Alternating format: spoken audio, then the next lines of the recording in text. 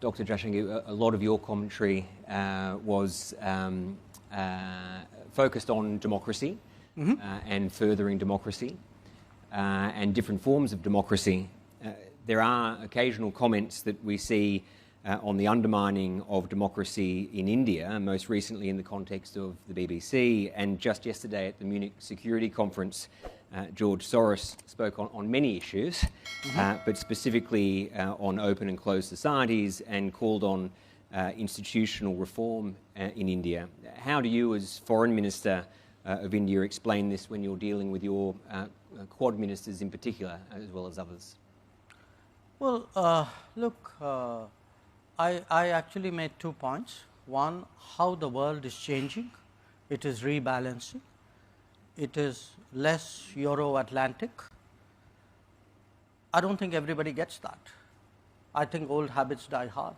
I mean, very candidly, there are still people in the world who believe that their definition, their preferences, their views must override everything else. So, since you mentioned this specific example, I don't know how familiar people are with what was said at the Munich conference. Essentially, Mr. Soros said India is a democratic country, but he doesn't think the Prime Minister of India is a Democrat. By the way, a few years ago, in the same conference, I was there at that time, he actually accused us of planning to strip millions of Muslims of their citizenship, which of course didn't happen. It was a ridiculous suggestion. But you have to understand what this actually means.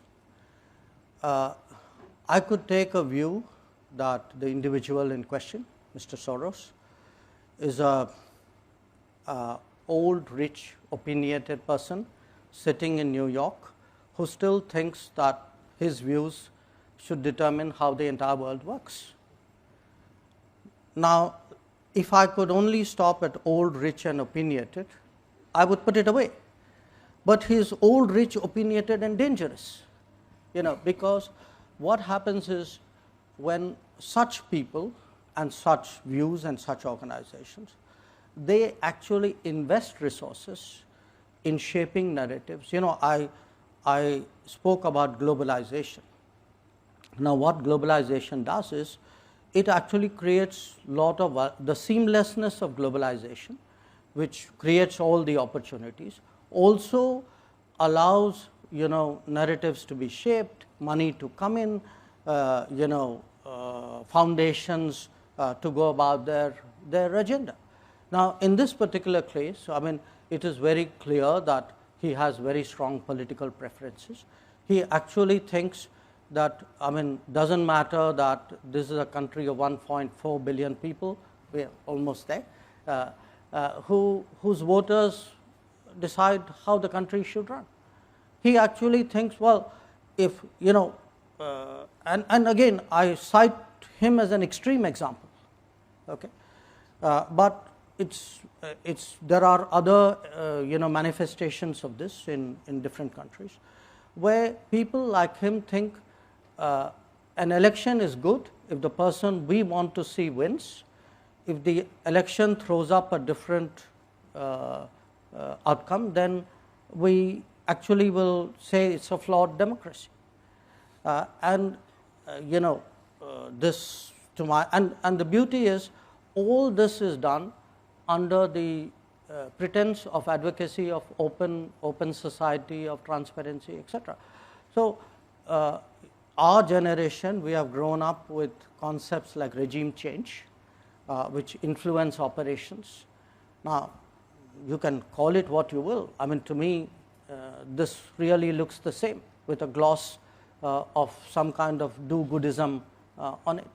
So, for me, it's actually necessary today that we have today a serious conversation on democracy.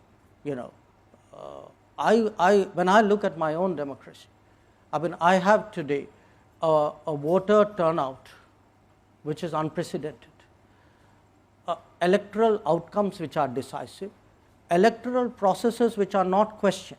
We are not one of those countries where after the election somebody goes to arbitrate in court. Okay?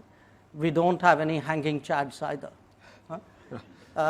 And where you actually say, I will sit in judgment over the verdict of voters. Now, my sense of democracy is the voter is supposed to decide. And it worries us because look, we are a country which went through colonialism.